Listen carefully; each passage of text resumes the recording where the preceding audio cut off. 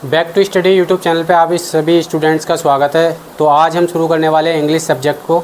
तो इंग्लिश में हम बिल्कुल बेसिक से स्टार्ट करेंगे। तो चलिए इंग्लिश को शुरू करते हैं। देखिए इंग्लिश जो है, अगर हम इंग्लिश की बात करें तो इंग्लिश जो है एक लैंग्वेज है। कोई भी जो लैंग्वेज होती है वो आती है साउंड से। तो इंग्लिश के अंदर जो साउंड्स है वो लेटर्स के माध्यम से हम रिप्रेजेंट करते हैं। तो इंग्लिश में जो लेटर्स हैं वो है 26 लेटर्स। ये जो लेटर्स हैं ये हैं 26। और अगर हम इसको आगे फर्दर कैटेगराइज करें तो इसमें दो कैटेगरी बन करके आती है। एक को हम बोलते हैं वोवेल और एक को हम बोलते हैं कॉन्सोनेंट। ठीक है, वोवेल की अगर बात करें तो इंग्लिश में 5 वोवेल्स होते हैं, ए, ई, आई, ओ और यू। और इसके अलावा अदर देन वोवेल्स के अलावा जितने भी बाकी सारे रह गए वो होते हैं कॉन्सोनेंट साउंड। बी, सी, डी जितने भी हैं वो सारे क्या है, कॉन्सोनेंट साउंड। तो एक इसमें आता है अल्फ़ाबेट। इन्हीं जो 26 लेटर्स हैं इसी के ग्रुप को हम बोलते हैं अल्फ़ाबेट।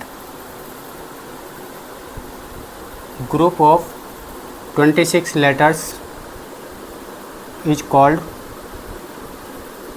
अल्फ़ाबेट। अब इसी अल्फ़ाबेट को लेकर के ना कई लोग अल्फ़ाबेट्स बोल देते हैं। अल्फ़ाबेट्स नहीं होता, अल्फ़ाबेट होता है। अल्फ़ाबेट का मतलब ये है कि 26 लेटर। इसी को ऊपर एक एग्ज़ाम के अंदर एक एरर आया हुआ था, वो एरर मैं आपको बता देता हूँ। जैसे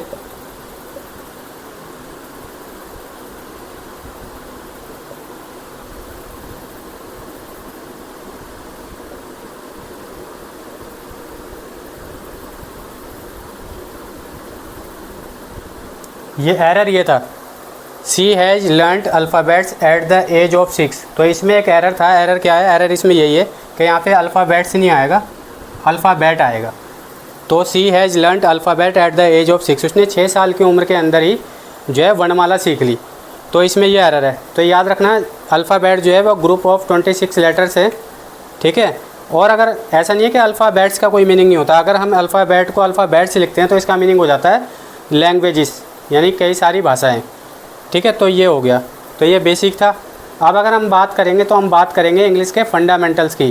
ठीक है, तो इंग्लिश के फंडामेंटल्स क्या हैं? ठीक है, तो आप इनको नोट डाउन कर लीजिए, फिर आगे पढ़ते हैं।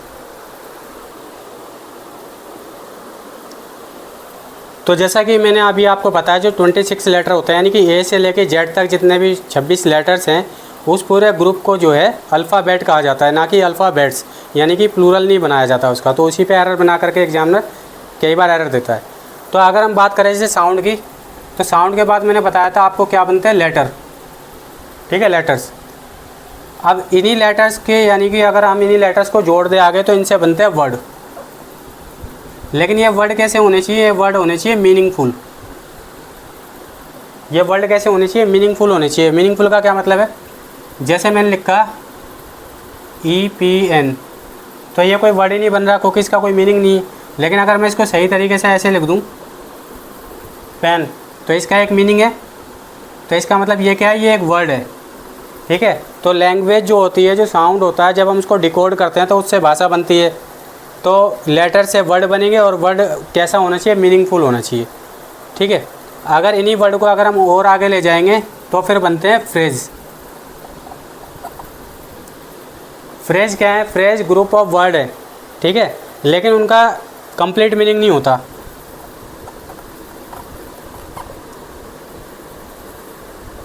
Without complete meaning.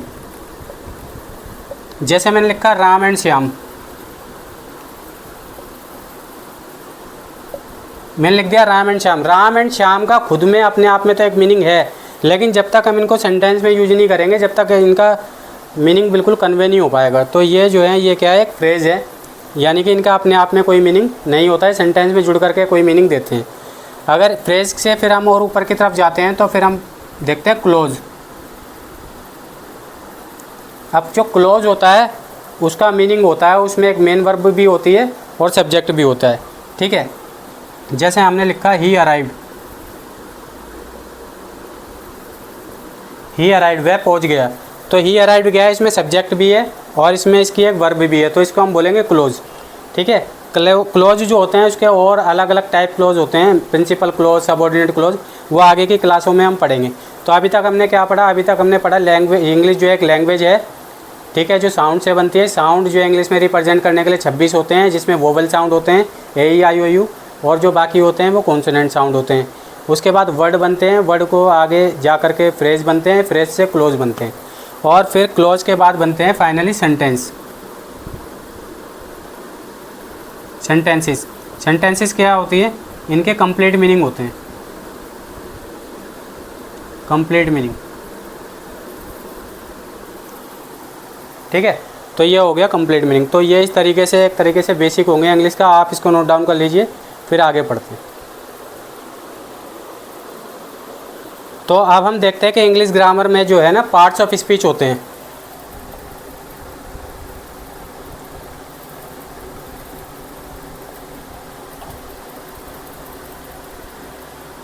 तो parts of speech are 8 in numbers. तो पार्ट्स ऑफ स्पीच जो होते हैं ना वो 8 होते हैं। ठीक है, जैसे सबसे पहले हम देखेंगे नाउन, दूसरा होता है प्रोनाउन, तीसरा होता है वर्ब, चौथा होता है एडवर्ब,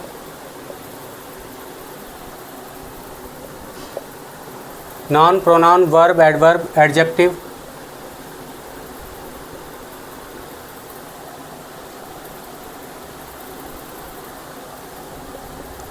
प्रीपोजिशन,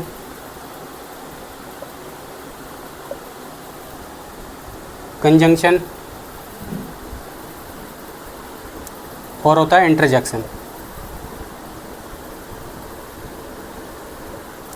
तो यहाँ पर जो हम लैंग्वेज पढ़ रहे हैं इंग्लिश, इसके अंदर जो लैंग्वेज है, यानी कि हम यहाँ पे पढ़ते हैं फंक्शनल ग्रामर, यानी कि कोई भी जो वर्ड है वो सेंटेंस के अंदर फंक्शन क्या कर रहा है। जैसे कहने के लिए वो नाउन है, लेकिन उस जो नाउन है वो सेंटेंस के अंदर क्या काम कर रहा है, यानी कि वो सब्जेक्ट बनने का काम कर रहा है, ऑब्जेक्ट बनने का काम कर रहा है, सब्जेक्ट कॉम्प्लीमेंट बनने का काम कर रहा है, या प्रीपोजिशन का ऑब्जेक्ट बनने का काम कर रहा है। तो यहाँ पर जो हम पढ़ते हैं ग्रामर, वो पढ़ते हैं फंक्शनल ग्रामर। तो अगर हम देखेंगे इंग्लिश ग्रामर में ये जो 8 पार्ट्स ऑफ स्पीच होते हैं, ठीक है, ये आपने कहीं ना कहीं कभी पहले ज़रूर सुना होगा। तो noun, pronoun, verb, adverb, adjective, preposition, conjunction और इंटरजेक्शन। ठीक है, तो ये होते हैं। अब हम धीरे धीरे करके एक एक करके इनको पढ़ेंगे और फिर इनको जानेंगे, अच्छे से समझेंगे। ठीक है, तो आप नोट डाउन कर लीजिए। तो अभी हम स्टार्ट कर रहे हैं पहला पार्ट्स ऑफ स्पीच, जिसका नाम है नाउन। नाउन की अगर हम बात करें डेफिनेशन की, तो आपने छोटी क्लासों में अक्सर पढ़ा होगा, noun is a name of a person, a place और थिंग। किसी व्यक्ति, वस्तु, स्थान या भाव के नाम को संज्ञा कहते हैं। लेकिन ये तो एक डेफिनेशन हो गई, लेकिन इसकी प्रैक्टिकली अप्रोच क्या होती है वो चीज़ों को समझने के बाद ही पता चलेगा। जैसे अगर मैं आपको सिंपल बोलूँ तो नाउन का मतलब है नेम। नाउन का मतलब क्या है, नेम या नेमिंग वर्ड। अगर कोई बोले नाउन क्या है, तो नाउन का मतलब है नेम, किसी भी चीज़ का नाम, वो किसी व्यक्ति का नाम हो, किसी वस्तु का नाम हो, किसी शहर का नाम हो या किसी थिंग का नाम हो, तो वो क्या है, नाउन है। नाउन की अगर हम बात करें टाइप्स ऑफ नाउन की, पहले हम ये देखते हैं कि नाउन करता क्या है, नाउन किसी सेंटेंस में काम क्या करता है। तो नाउन के जो काम है, यानी जो फंक्शन है नाउन का, वो है सेंटेंस का सब्जेक्ट बनना, ऑब्जेक्ट बनना, प्रीपोजिशन का ऑब्जेक्ट बनना, या सब्जेक्ट कॉम्प्लीमेंट बनना।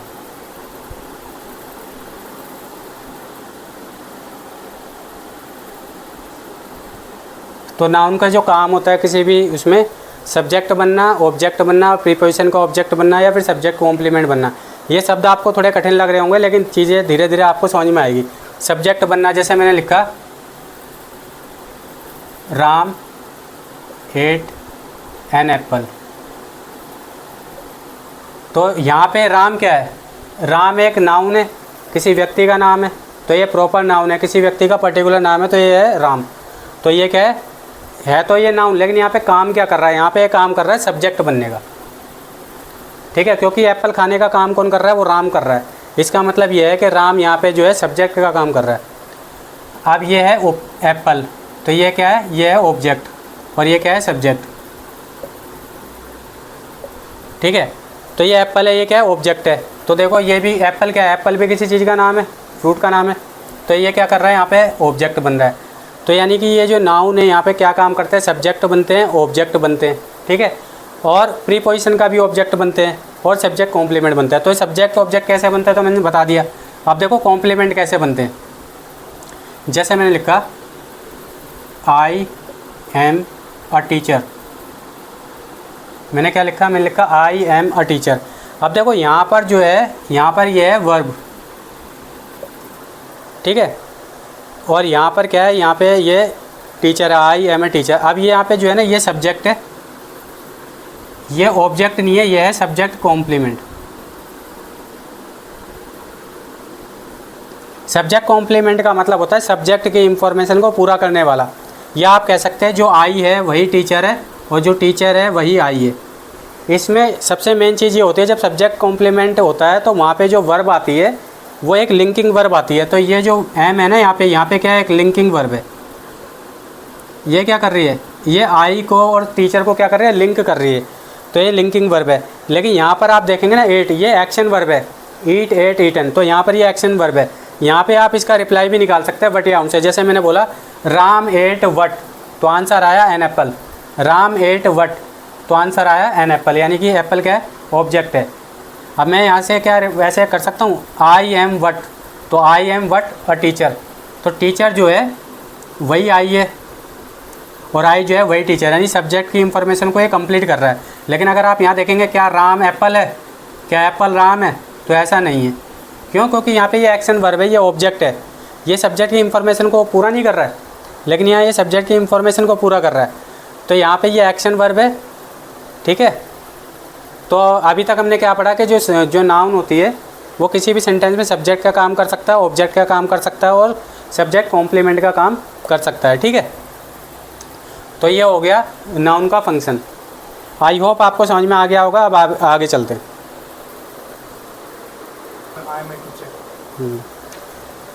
तो अभी तक हमने ये पढ़ा कि जो नाउन है वो किसी भी सेंटेंस के अंदर ये सारे काम करता है, सब्जेक्ट बनता है, ऑब्जेक्ट बनता है, प्रीपोजिशन का ऑब्जेक्ट बनता है। ये भी मैं आपको एक एग्जांपल से बताऊंगा कि प्रीपोजिशन का ऑब्जेक्ट कैसे बनता है और सब्जेक्ट कॉम्प्लीमेंट कैसे बनता है। और एक चीज़ और है, जो नाउन होता है ना उसको पहचानने का एक तरीका और होता है।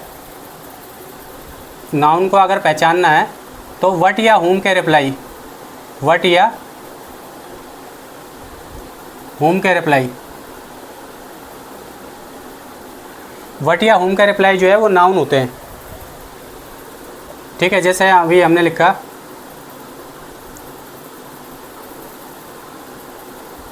राहुल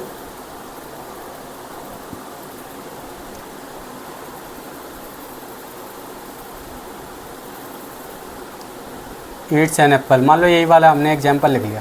तो हमने इससे पूछा राहुल ईट्स एन एप्पल, तो राहुल ईट वट, हमने पूछा राहुल ईट वट, तो वट का रिप्लाई आया एप्पल। तो एप्पल क्या है, ये एक नाउन है, यहाँ नाउन का फंक्शन है। ठीक है, तो इस तरीके से चीज़ें काम करती है, नाउन का फंक्शन इस तरीके से काम करता है। अब हम आगे पढ़ते हैं कि नाउन के टाइप कितने होते हैं, टाइप्स ऑफ नाउन। तो टाइप की अगर हम बात करें तो नाउन का जो पहला टाइप होता है वो होता है proper noun. Proper noun Hindi में इसको बोलते हैं व्यक्तिवाचक संज्ञा।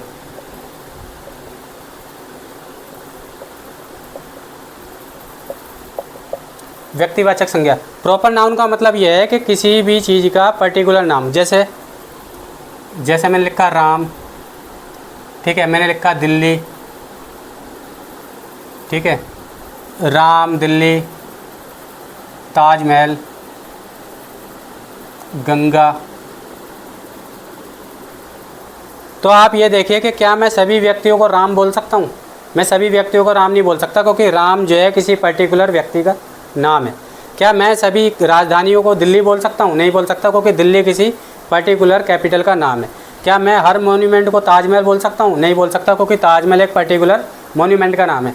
क्या मैं हर रिवर को गंगा बोल सकता हूँ? नहीं बोल सकता, क्योंकि गंगा किसी पर्टिकुलर रिवर का नाम है। तो इसको हम बोलते हैं व्यक्तिवाचक संज्ञा, यानी कि पर्टिकुलर स्पेसिफिक। अब अगर हम बात करें दूसरा होता है common noun. Common noun Hindi में इसको बोलते हैं जातिवाचक संज्ञा। जातिवाचक संज्ञा। जातिवाचक संज्ञा का मतलब है कि ऐसा नाम जो सभी को दिया जा सके। अब जैसे राम है, क्या मैं सब स्टूडेंट को राम बोल सकता हूँ? नहीं। लेकिन क्या मैं सभी जो बच्चे हैं उनको बॉयज़ बोल सकता हूँ या बॉय बोल सकता हूँ राम को? आप कहोगे कि हाँ बोल सकते हो, क्योंकि बॉय में सभी आ गए।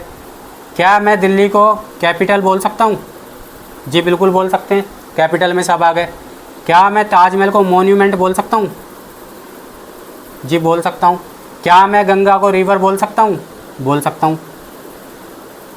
यानी कि एक ऐसा नाम जो उस ग्रुप को दिया जा सके। जैसे कि मेरे क्लास में मान लो 15 बच्चे पढ़ रहे हैं और 15 बच्चों में से किसी का नाम राम है, किसी का नाम श्याम है या किसी का नाम राहुल है, तो मेरे को सभी को कोई बात बोलनी है तो मैं अलग अलग ना बोल करके ऑल द स्टूडेंट्स बोल सकता हूँ। तो इसका मतलब हो गया कि मैं उसमें सभी बच्चे आ गए। ये जैसे भारत भी टीचर है, मैं भी टीचर हूँ, बहुत सारे टीचर हैं और आपको सभी टीचरों को संबोधित करना है तो आप बोल सकते हो all the teachers of this class, बोल सकते हो। ठीक है। ऐसे ही जैसे गंगा किसी पर्टिकुलर रिवर का नाम है तो क्या हम भारत दुनिया के जितने भी रिवर हैं उनको रिवर बोल सकते हैं? जी बोल सकते हैं। तो एक ऐसा नाम जो उस पूरे ग्रुप को या उस पूरी क्लास को दिया जा सके उसको हम जातिवाचक संज्ञा या कॉमन नाउन के नाम से जानते हैं। तीसरा होता है कलेक्टिव नाउन। कलेक्टिव नाउन का मतलब होता है समूहवाचक, समूहवाचक संज्ञा। जैसा कि नाम से ही पता चल रहा है, कलेक्शन ऑफ समथिंग, यानी किसी चीज़ का कलेक्शन है। जैसे जूरी, जूरी क्या होता है? जजेस की टीम, हाँ ग्रुप, ठीक है ग्रुप हो गया। या फिर टीम बोल सकते हैं हम, ठीक है, जूरी हो गया, टीम हो गया, पुलिस बोल सकते हैं। तो ऐसी चीज़ें जो समूह में होती है, जो ग्रुप में होती है। जो ज़्यादातर एरर आते हैं वो इस पे बेस ज़्यादा आते हैं, क्योंकि इसमें क्या है ना, जब ये चीज़ें एक साथ मिलकर के काम करती है तो हम इनको सिंगुलर के तरीके से काउंट करते हैं और सिंगुलर सब्जेक्ट के हिसाब से सिंगुलर वर्ब का यूज करते हैं। लेकिन जब ये अपने डिसीजन में अलग अलग होते हैं या इनकी हम सेपरेट बात करते हैं तो हम इनको प्लूरल मानते हैं और प्लूरल वर्ब का यूज किया जाता है। तो इस पर भी एरर बना करके एग्जामिनर एरर पूछता है। ठीक है। तो समूहवाचक संज्ञा हो गया।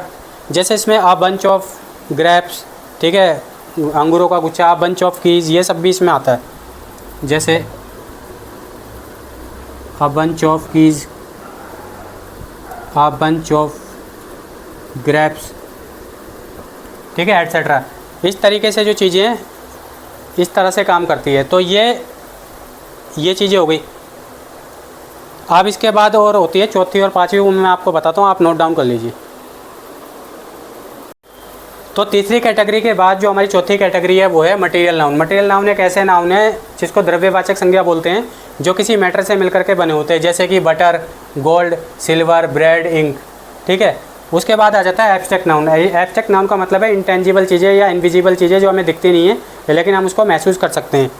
जैसे इसको बोलते हैं हिंदी में भाववाचक संज्ञा। मैं हिंदी में आपको साथ के साथ इसलिए बता रहा हूँ क्योंकि कई बच्चे हिंदी माध्यम के भी हैं, वो रिलेट कर पाएंगे इस चीज़ों को कि हमने भाववाचक संज्ञा जो है पहले कभी ना कभी पढ़ा है। तो आप देखेंगे यहाँ पे जैसे ऑनेस्टी हो गई, ईमानदारी, या बहादुर हो गया, या फिर हंसी हो गई, या उसकी ताकत हो गई, ये सारी चीज़ें क्या हैं, इनको हम नाप नहीं सकते। हम ये नहीं कह सकते कितनी उसके अंदर कितनी ऑनेस्टी है, वो कितना ईमानदार है। ठीक है। तो ये सारी जो चीज़ें हैं ये एब्स्ट्रैक्ट नाउन में आती है। अभी हम नाउन का एक और तरीके से कैटेगराइजेशन करते हैं, उस जैसे कि काउंटेबल नाउन और अनकाउंटेबल नाउन। काउंटेबल्स नाउन के अंदर ये 3 कैटेगरी आती है। प्रॉपर नाउन, एक्चुअल में जो प्रॉपर नाउन है ना तो ये काउंटेबल है ना अनकाउंटेबल है। मैं आपको बता देता हूँ, ये दोनों ही काउंटेबल है। ये नीदर काउंटेबल नॉर अनकाउंटेबल, क्योंकि ये प्रॉपर, जैसे किसने बोला भाई दिल्ली तो एक ही है। अब एक ही है ना तो हम इसको वो बोलेंगे सिंगुलर, ना प्लूरल बोलेंगे, पर्टिकुलर जगह का नाम है। ठीक है। तो ये दोनों ही कैटेगरी जो है काउंटेबल अनकाउंटेबल होती है, लेकिन कई किताबों में इस तरीके से कैटेगराइज किया जाता है। तो प्रॉपर, कॉमन, कलेक्टिव, इसको एक तरीके से हम डाल देते हैं काउंटेबल में, और अनकाउंटेबल में डाल देते हैं मटेरियल नाउन और एब्स्ट्रैक्ट नाउन। अब ये काउंटेबल जानने से क्या होता है, काउंटेबल जानने से पहले हमें ये होता है कि भाई इनके साथ आर्टिकल्स का यूज़ करना होता है। जैसे कोई सिंगुलर काउंटेबल नाउन है तो उससे पहले आर्टिकल का यूज़ किया जाता है। जैसे आई एम ए टीचर, अब सबको दिख रहा है कि मैं एक ही टीचर हूँ, लेकिन फिर भी हमने यहाँ पे आ का यूज किया है, यानी कि आर्टिकल ए लगाया हमने। क्यों लगाया? क्योंकि सिंगुलर काउंटेबल नाउन से पहले आर्टिकल लगाना ही लगाना है। आप ये नहीं कहेंगे एक ही तो टीचर हो, हमें दिख भी रहा है फिर भी आप एक ही लगा रहे हो। ये नियम है कि सिंगुलर काउंटेबल नाउन से पहले आप आर्टिकल लगाओगे।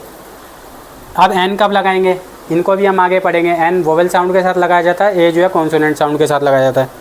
द स्पेसिफिक चीज़ों के साथ लगाया जाता है। लेकिन यहाँ पे अनकाउंटेबल में देखेंगे तो यहाँ पे ए और एन नहीं लगाया जा सकता। क्यों? क्योंकि जब अनकाउंटेबल नाउन है उसका प्लूरल ही नहीं बन सकता, ठीक है। तो यहाँ पे जो है वो ए और एन नहीं आता, यहाँ पे खाली दा का यूज किया जा सकता है। अच्छा, जो काउंटेबल नाउन्स होती है उसको हम कैसे मापते हैं? उसको हम हाउ मैनी से नापते हैं। How many childrens are there, कितने बच्चे हैं। और इसमें how much water in this bottle, how much oil in this bottle. तो इस तरीके से हम नापते हैं। तो यहाँ पे हम बात करते हैं अनकाउंटेबल में क्वांटिटी की और काउंटेबल में हम बात करते हैं नंबर्स की, ठीक है।